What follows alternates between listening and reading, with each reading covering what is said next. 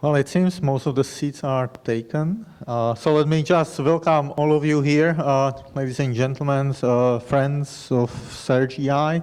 My name is Přemysl Pela. I'm responsible for the development and outreach program.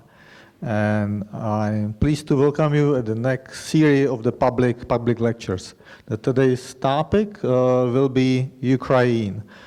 Probably as all of you know, Ukraine has been on the prime times of most of the media 12 months ago, maybe 15 months ago, and it's slightly slipping off. There are some other topics, migrations, etc. Though I believe that it should not fall off from our radar here or elsewhere. In a matter of fact, 1 week or maybe 10 days ago, we had another interesting seminar here with the topic on Ukraine. It was presented by two institutions from Ukraine. One was the International Institute of Sociology from Kiev, and the other was, I believe it was the, so I say it right, Democratic Initiative Foundation. And their funding was more on the political side, but it was interesting because they presented the shift over the last 6 months of the Ukrainians toward the West. The support from the EU accession has grown over that period of time. I mentioned up to 60%. And on the other side, the support for the customs union, the Eastern or the Russian, has slipped for the first time under 30%. So I thought that's kind of interesting momentum to bring it up here and put it in the context as we have our special guest here today. So the subject of the discussions will be more the economic side of that. And I'm very pleased I can introduce here Andrei Kirilenko, who is traveling or who came here from London, from the Imperial College of Business School. I also like to say that I think it's been there fairly recently, since summer of this year. But prior of that, he spent some time at MIT Sloan in the States, and he was also the co-director of the Center for Finance and Policy. And what I really like about Andrei, because he composed quite interesting blend of skills and competencies, not only through the academic track, but also through some experiences outside. He served as the chief economist at the US Commodity Futures Trading Commission. And also he spent about a dozen of years in the IMF and the International Monetary Fund. So I think it's going to give him great perspective on the, and us in particular, on the presentation. So without any further ado, I would like to turn the floor to Andrei for his presentation. Thank you so very much. It's great to be here. Thanks for hosting me. Long overdue. I apologize. We've tried to plan this visit for a bit of time, but it's great to be here. It's great to see such a large audience turn up here on this afternoon. So I'll give you a little bit of a background on how it came about, how this talk came about, and how it's sort of embedded in my career. I'm not an expert on Ukraine. I grew up in Ukraine. I was born in Mariupol, and then I left Ukraine to pursue my college degree, then graduate school. Then I went and worked for the International Monetary Fund. Then my specialty is finance. I'm trained as a financial economist. I have a PhD in economics from the University of Pennsylvania. I have a specialization in finance. I worked with some of the best finance minds from Wharton. Then I worked at the IMF, primarily working on countries that lose access to international capital markets. From time to time, countries lose access to international capital markets, and they have to figure out what to do about it. So missions typically travel to countries like that and tell them, don't panic, here's what you do, here's what needs to be done. And then in 2008, United States lost access to international capital markets, so I joined the US government. I worked in the US government at the Commodity Futures Trading Commission for 4 years, 2 of those years as chief economist. And CFTC was given mandate to regulate over-the-counter derivatives, which are the culprits of the last financial crisis, 600 trillion plus dollars in notional. It was an amazing ride working on financial regulations, developing various frameworks for that. Then I was asked by my colleagues to rejoin academia because the academic finance community was going through a soul-searching period after the financial crisis. Here we have a biggest financial crisis in about 80 years, and yet academic finance basically overlooked it. You know, there was no one saying crisis is coming. Very few people are saying crisis is coming, crisis is coming. So very little effort was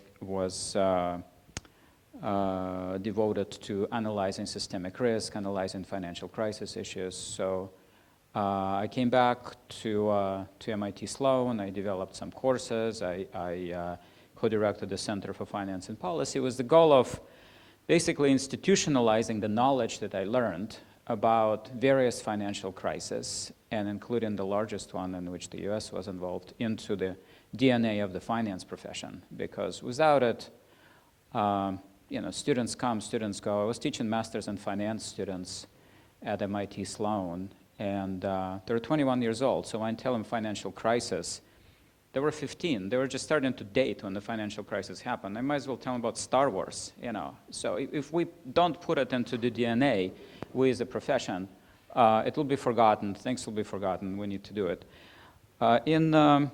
So Ukraine during this time was not of professional interest to me. So Ukraine doesn't really have anything on the scale in terms of finance that I would be professionally interested in. But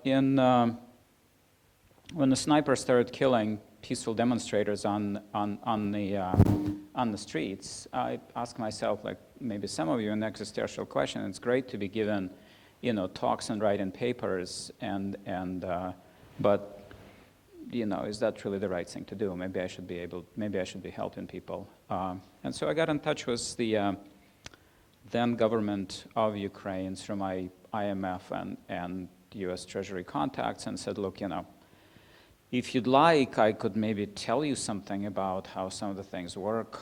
And they said, sure, come. So I came. It was in the May 2014. And they said, okay, great. It's great that you came because we just signed a program with the IMF. We have no idea what we signed. We just need the money. Explain it to us. So I said, great, okay, fine. So here's how the program works. Here's what you need to do. Here's, you know. So we sort of established this relationship, and then some people started walking up to me. I was giving talks and meeting with people and said, look, you know, we'd like to work with you. We'd like to be useful. As you know, volunteer movement have become very, very important for Ukraine in various ways. And so I was volunteering my time and efforts as sort of an volunteer on economic matters. And over time, I started developing sort of more of an intellectual connection with Ukraine. So I had an emotional connection with Ukraine, but it was becoming sort of more of an intellectual connection. And what I started thinking of is, look, if you go to a bookstore in New York or in London, I don't know about Prague, but you'll probably find a bunch of books about Russia or written by Russian writers. But you're probably not going to find a lot of books about Ukraine. It looks, you know, when it shows up in the news, it's sort of some sort of bad news of some sort or another. So most of the time it looks like a bunch of, you know, idiots running sort of things in a very dysfunctional fashion. So I started looking into the sort of macroeconomic policies, 25 years of macroeconomic policies in Ukraine, looking for patterns in there because, you know, there is a history of macroeconomic policies that I think is needed. I was walking around Prague today, and in front of the conservatory, there is a display of various things that are being done at the Academy of Sciences. And there are a display of various projects. And some of the projects have to do with the history of the local community, the history of the country, the history of the society. And history is what just sort of creates an image or creates common, if you will, memory, economic memory. I've been part of the working with the sort of mopping up after the financial crisis as part of the US government. Were mistakes made? Absolutely. But these were mistakes made and acknowledged by people who were doing something that needed to be done. Books and memoirs are now being written about it. It becomes a part of the memory of sort of the civilized world. So what I decided to do is to put together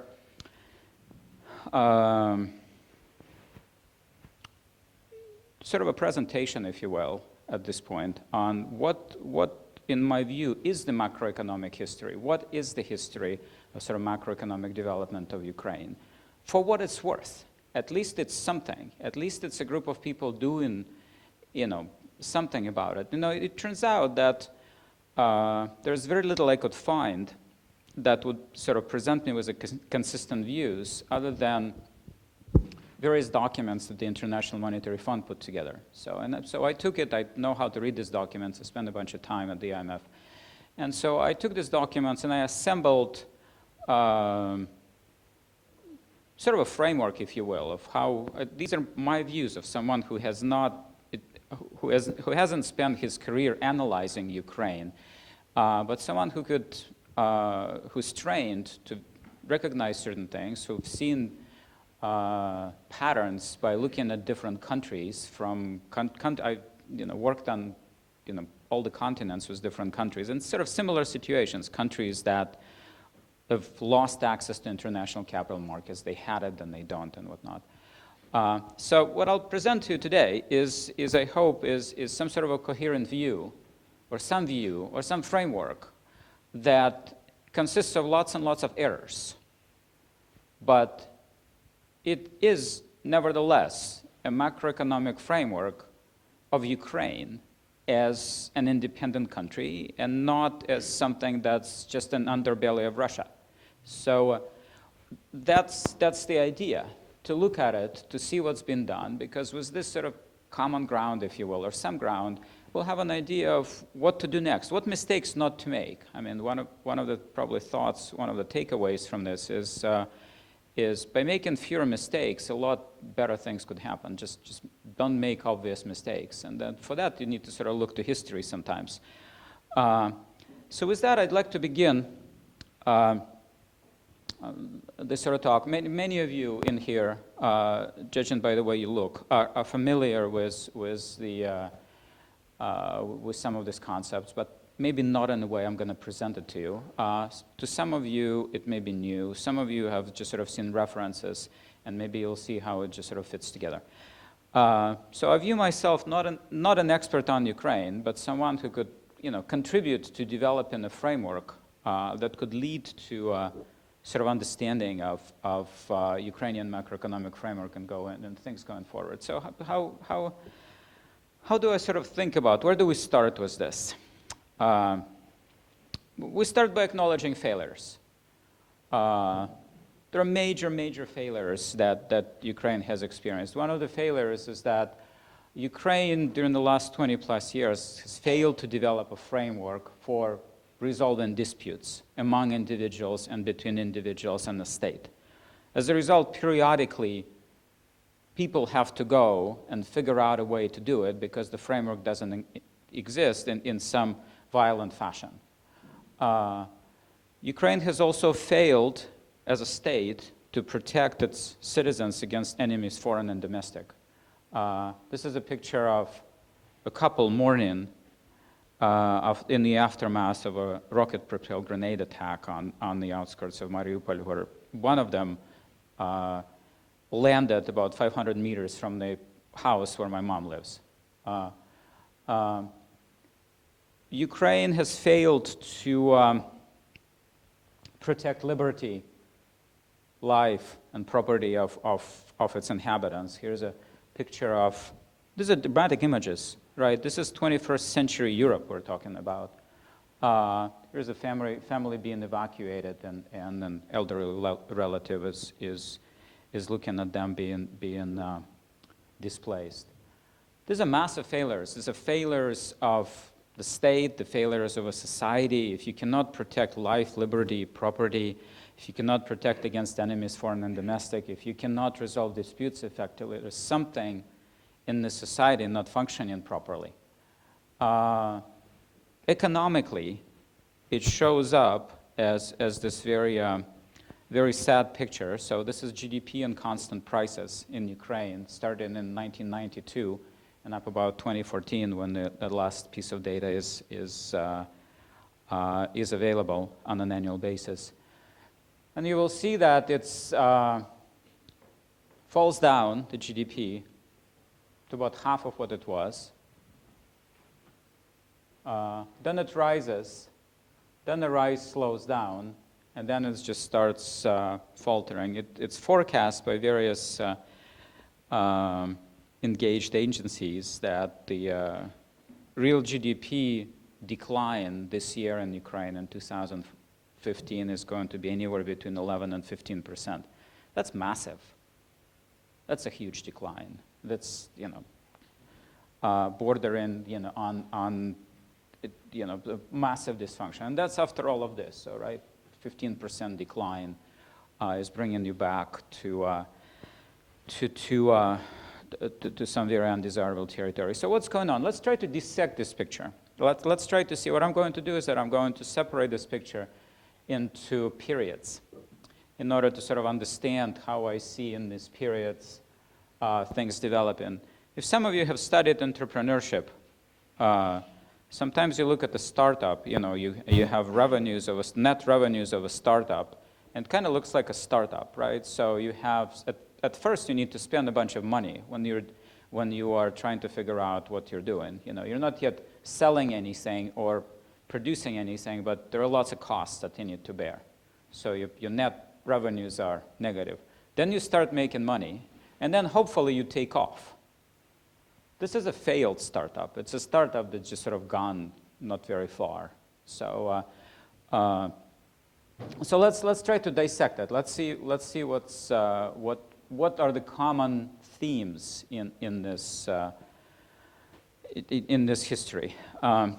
So let's look at the first stage. So the first stage is 1992 through 1997. What I've done in this dissection is that I looked at the documents of the International Monetary Fund. So the International Monetary Fund is organized as, it's an international financial institution. It's organized as part of the global stability mandate after World War II, as part of the United Nations. United Nations has different arms.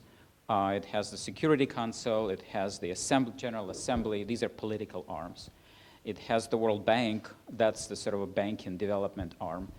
It has the IMF, which is probably the smallest of these arms, which is responsible for international financial stability. That is channeling loans to countries that experience short-term problems, specifically short-term problems associated with balance of payments issues, trade issues, capital flows issues, short-term, 1 or 2 years, to tide things over.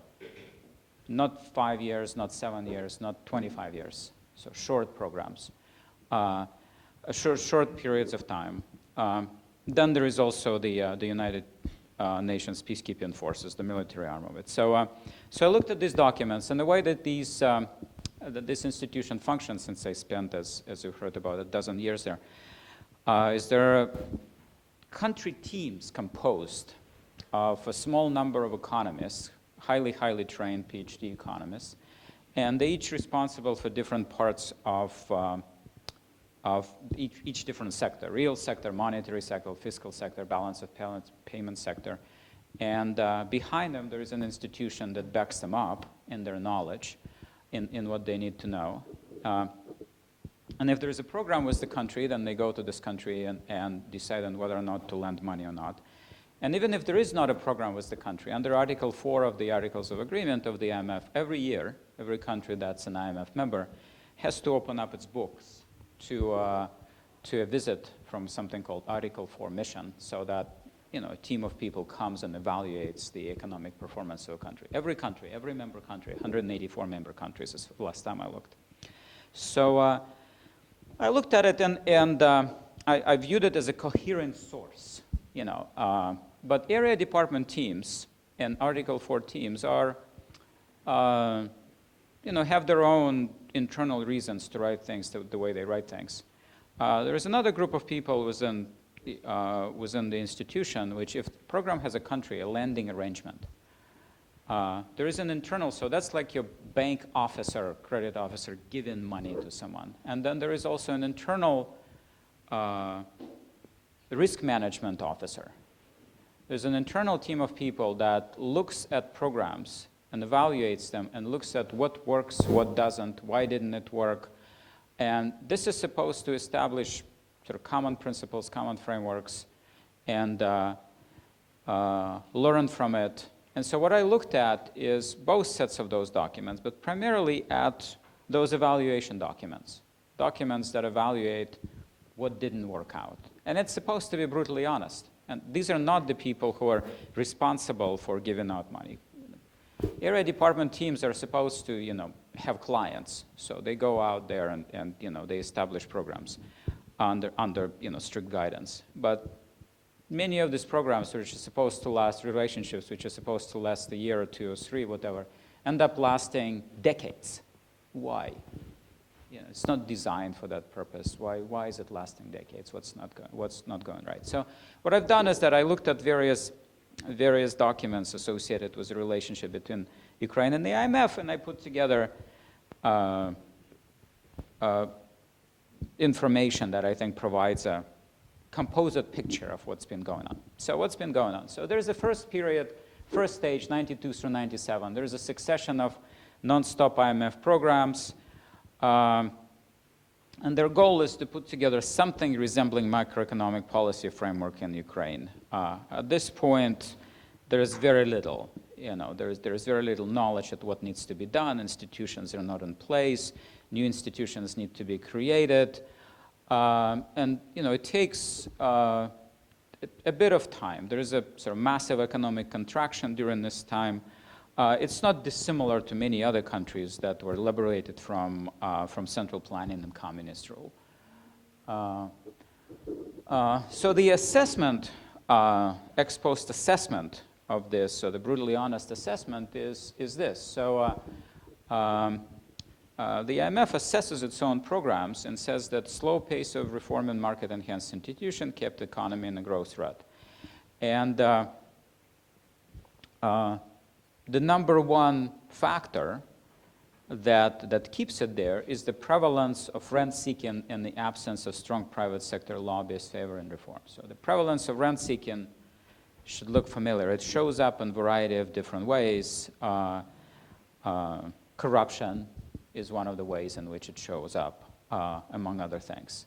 So public administration with thin economic knowledge base and weak capacity to prepare and implement policy decisions. Remember the story that I told you before?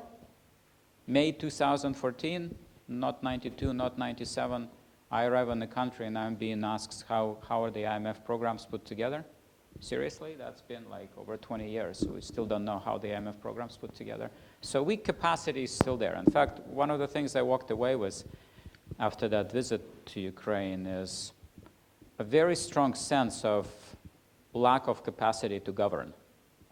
Just lots of capacity to engage in all sorts of schemes, but not to govern. So the next stage, and remember this stage, this is going to show up in some way. Ukraine starts to pursue its own economic objectives. So it now figures out what its own economic objectives are. That's important because it now has a macroeconomic policy framework in mind. Devalues the exchange rate, restructures domestic and external debt, puts in place enough structural reforms to satisfy the IMF. This stage looks fairly similar to what's been going on over the last year. Devalues the exchange rate, puts in place enough structural reforms, and restructures its foreign debt, external debt. Right? So it looks fairly similar. So Ukraine has been through this. And for those of you, for some of you, for people who look at it maybe from time to time, you may not have known that this has already taken place many years before. that Ukraine has been through this before. It's already been through this, very same exercise, devaluation, restructuring of debt, and the structural program with the IMF. To gain access, and so liberalization of foreign trade takes place at this time. Ex post assessment of that. What happened here is that the 1998 crisis, similarly to 2008 crisis later, a decade later, marked the beginning of a shift to a different regime. So this is the time when there's a framework in place and there are actions that are being taken. And after this period, there is a stretch of export-led factor-driven growth.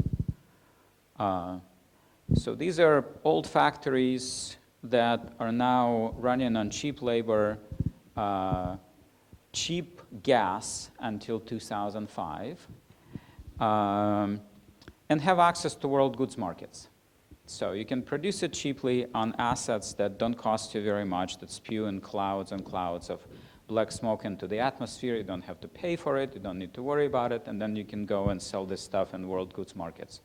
So there's no reforms taking place other than trade liberalization. There's no pressure to do any reforms. Factor-led growth. So ex post assessment, Ukraine suffered from a version of the natural resource curse. The dominance of heavy industries, including clothing and steel, large energy and agricultural sector, provided a ready habitat for corruption. So what happened there? So during that stretch of growth, what happened was, again, my assessment of what went on is that there is growth in the country. There is growth of the economy. The economy is growing, but the fruits of this growth are not being distributed throughout the population of Ukraine, if you will. They're being accrued to a handful of clans that benefit from the ability to sell, to produce cheaply in the country, sell it at world's goods prices, and then hide it basically from anyone else. Now it creates an uneasiness for this group of people. So what kind of an uneasiness does it create? Well, there is a widespread resentment to that sort of an arrangement, right? So in order to overcome this resentment, these groups of people basically have to find a way to legitimize themselves. So what they've done is that they've created political parties, created media resources to legitimize, their own sort of standing. And that continues in some way to this day. So it's rooted in history now. So parties with names of individuals on them, as opposed to political platforms, media resources which produce content that's supposed to support a political clan or group of individuals. Well known that what that should have led to. Again, a small set of people benefit from this asset stripping, and created the political and media landscape in the country to support their, newly found wealth, which is widely viewed as illegitimate. So that gives rise to just sort of the political and media landscape. This thing continues in 2006, 2007. On a flatter path, the growth continues, but the factor-driven growth is becoming obsolete. So the natural gas prices are sharply increased, so that energy is now expensive. The factor of production model is monopolized, and so rents are now translating into higher prices. So this factor-driven model is not operating so well. So there's a desire to change the macroeconomic framework, to change it, to say, okay, factor-driven model is breaking down, so let's do something different. What should we do? Well, let's shift to domestic consumption. What are the other engines of GDP growth? Well, one engine of GDP growth is domestic consumption. How do you shift to domestic consumption? You somehow distribute, since the money is not flowing from these clans to the rest of the labor force, to the rest of the population. Let's find some sort of a redistribution scheme. Let's find a redistribution scheme. So subsidies, through subsidies, wage increases, pension increases, we can somehow stimulate domestic consumption so that the economy could grow based on domestic consumption rather than the factor-based model. There's very positive sentiment post-Orange Revolution. There are all sorts of very, very positive sentiment coming from Europe and the US. The trade liberalization and liberalization of capital flows continues. And as a result, as liberalization of capital flows continues, you can start running this domestic consumption kind of model. Because now you can allow your banks borrow cheaply abroad, translate it into lending to households. That lending translates into growth in domestic consumption. It's a sort of a more of a sustained growth. You have to be careful about it because it's not really supported by value added because the factor-driven model is broken. And then the financial, so that's, again, macroeconomic policies, little progress in structural reforms. It's not uncommon to see this, by the way. It's not just Ukraine. It's not uncommon to see something like this, where an old factor of production model breaks down, especially in the resource extracting economy, and they try to shift to something that's more based on domestic consumption. China currently is a huge example of it on a massive scale. So it's not like it's something, again, these are errors, but they're not common errors, and they're not even errors. They're just shift in macroeconomic policies that need to be supported. And then the crisis hits. There's a global financial crisis. Basically has nothing to do with Ukraine. It's imported into Ukraine. The crisis didn't originate in Ukraine. The crisis, Ukraine had nothing to do with this crisis. But remember that the Ukrainian economy is now open to highly liberalized in terms of trade and liberalized in terms of capital flows. So it's an open economy now with the defunct factor of production model. It gets hit real hard. World prices drop, growth drops, the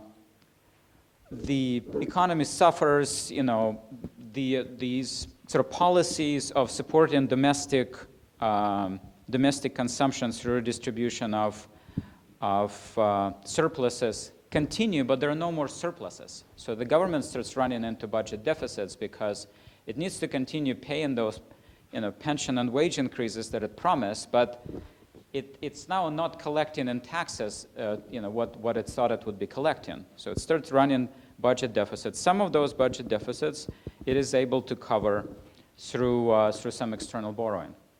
So again, then there is the next stage. Several positive developments offer a breathing room, and Eurobonds are issued to finance, again, this redistribution scheme. But 2011, there is it's an interesting period of time. 2011, I looked at a lot of things, and a lot of people focus on the events of 2014. I think that the events of 2014 really started in 2011. And I'll show you some charts. I looked at the balance sheets of the Central Bank of Ukraine, and I've noticed that they've done something really quite dramatic in 2011. They did something not unlike what the Central Bank of the United States done to cause the Great Depression. They really tightened money supply for no obvious reason. I don't really know what that reason is, but they tightened the money supply. Maybe they were fighting inflation. They're being very proud about fighting inflation, but basically killed whatever it was that the economy was trying to climb itself out of the global financial crisis. It really went down. And at the same time, through some anecdotal evidence, I I learned from people that there were think tanks formed in 2011 to basically figure out what's the consensus is going to be. How is the country going to develop? Where is it going to go? The old factor of production model is not working. Country has an open economy, has open trade and capital flows. Lots of people are being affected by the crisis. What do we do? And the budget deficits are spinning out of control. What do we do? That was an effort that started out, but basically led nowhere. I talked to a number of people who've participated in it, and they said it was very exciting in the beginning. We've prepared a lot of documents, tried to figure out the new macroeconomic framework, but it didn't result in anything. And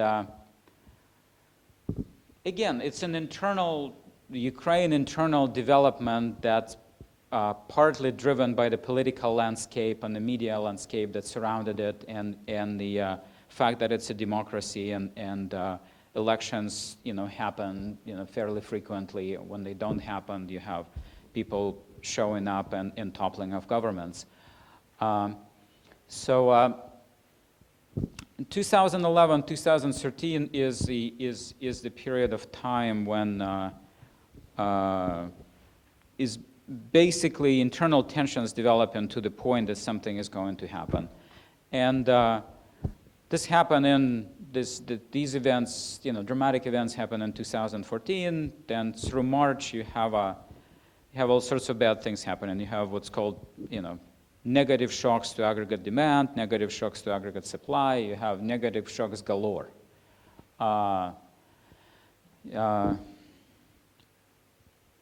Second IMF program, this time structural reform program comes in.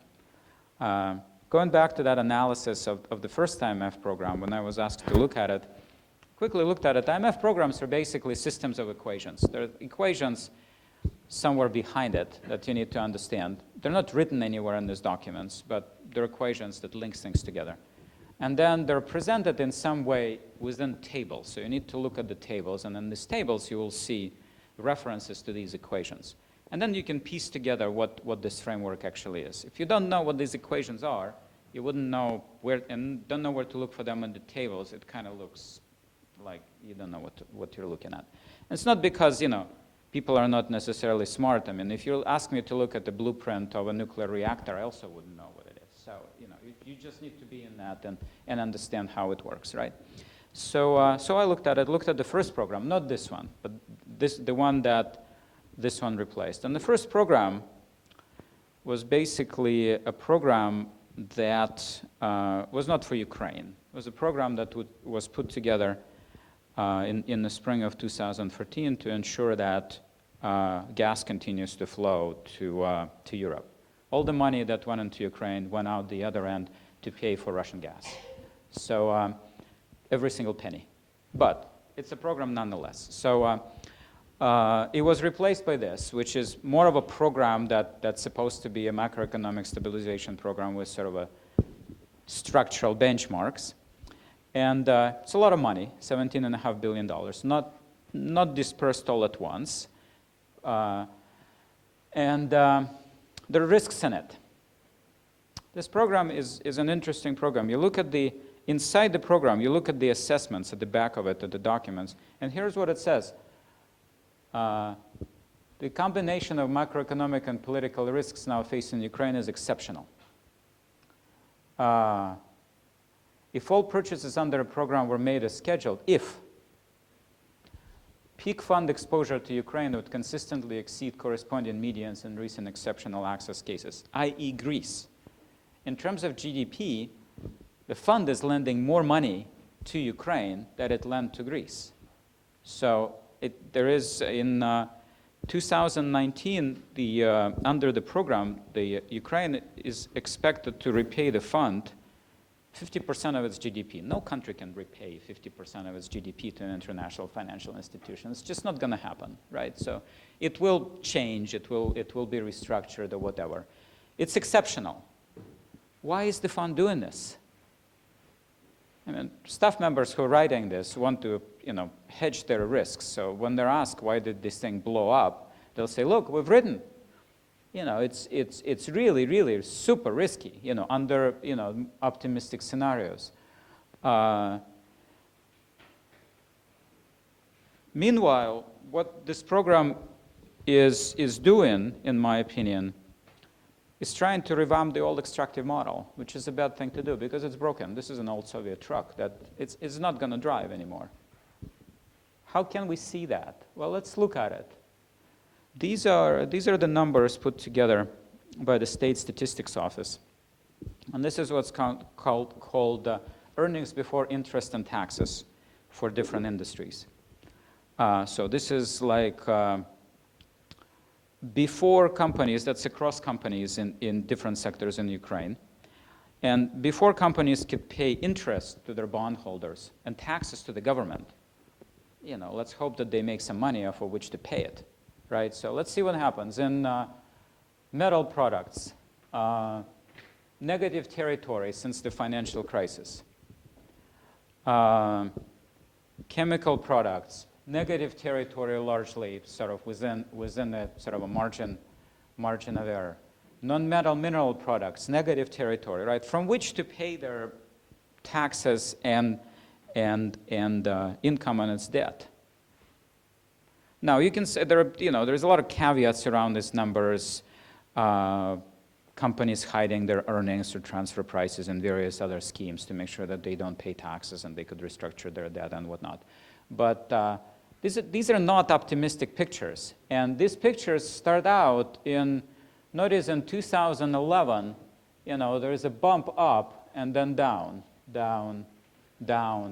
after 2011. I'll update these charts. I have new data now through the middle of 2015. So, including agriculture, the breadbasket of Europe. So earnings before interest and taxes, south. So this is a broken model. This is a broken model that's been paid for successively by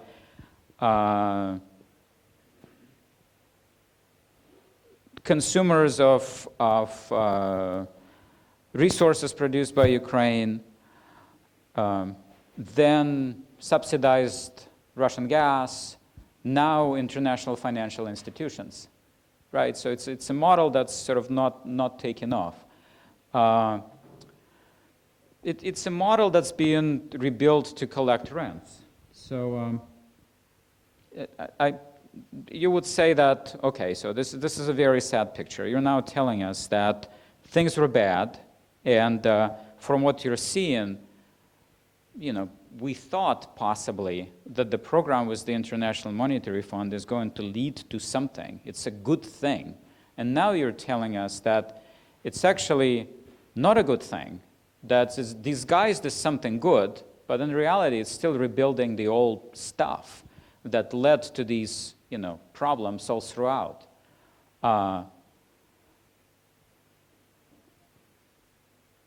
Moreover, this program, even by itself, is kind of, it's not entirely clear what drives it, because it says, were Ukraine to accrue arrears or charges after drawing under the proposed arrangement, the fund wouldn't know what to do. So in the normal language, it means if Ukraine cannot pay what it owes to the IMF, the fund doesn't have an internal mechanism to figure out what to do with a country like this.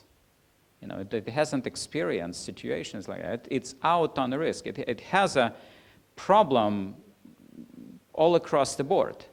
So what is it going to do? If you owe a bank $1 million, it's your problem. If you owe a bank $1 billion, it's a bank's problem.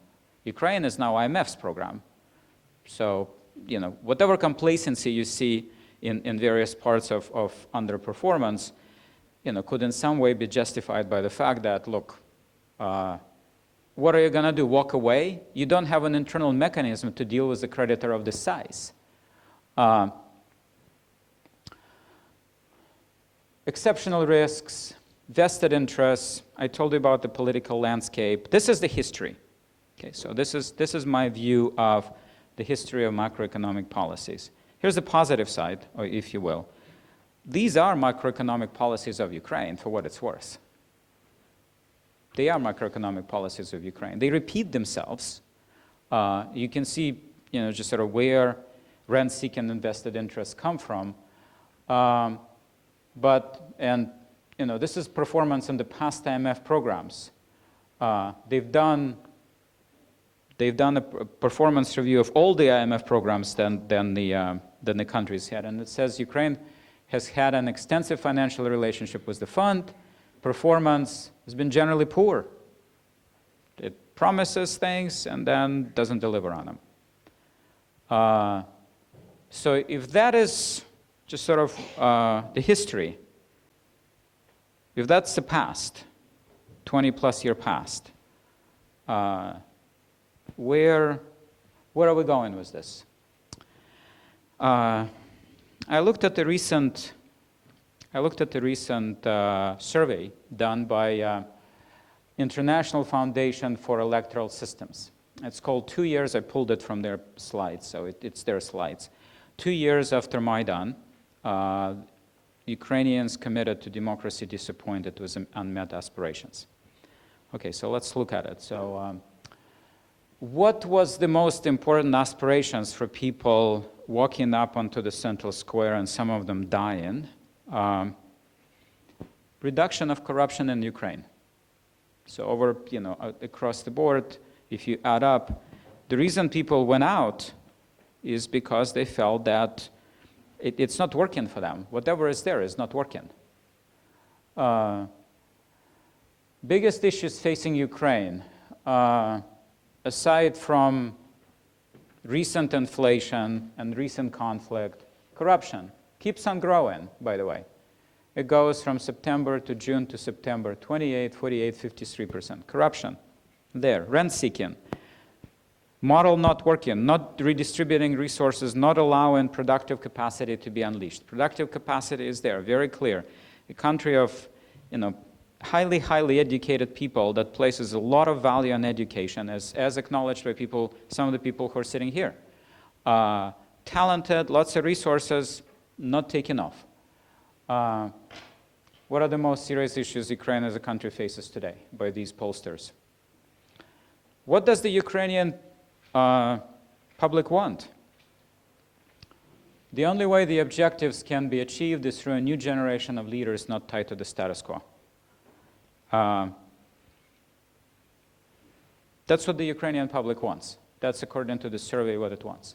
Some of these leaders are potentially sitting in this room or will be interacting with the leaders. I gave this talk in a number of places, and I'm looking for these leaders. I'm hoping that some of the people learn about it and just form an opinion, and maybe some of the people will decide to participate in leading the country piecemeal through their own efforts by working someplace, working for the government, working in the private sector, studying something somewhere. This is what's needed. That's what the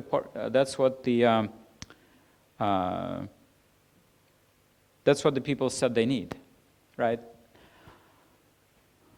It's going to happen. If people want it, it's going to happen, right? The old model is not working, consistently not working. Year after it's not working, second year it's not working. There's some people sort of within the government and the private sector who are trying to do something, but where we're going to see change and where we probably need to, why so much pressure is being put on the country vis-a-vis corruption. Why corruption? Why are people talking about corruption, broken model, whatever? So that this happens, so that these people, like the president has been the minister of the economy, the head of the central bank, the head of the minister of foreign affairs, and now he's the president. He's like as institutionalized in the system as it gets. These people are just sort of changing roles, they're being reshuffled each other. They are connected to that status quo, and that's what people see is not something that they want. The democratic process cannot be replaced through a democratic process. Yes, partly, hopefully. It will be replaced through, this change is going to take place through a democratic process. Recent local elections sort of showed that it's slow in developing. Again, the rents and resources are captured by parties that have names of individuals on them, and media resources that are being paid by the resources that have names of individuals on them. It's slow, it's entrenched. But that's the change, and that's where I think that's what the people want, that's what's going to happen.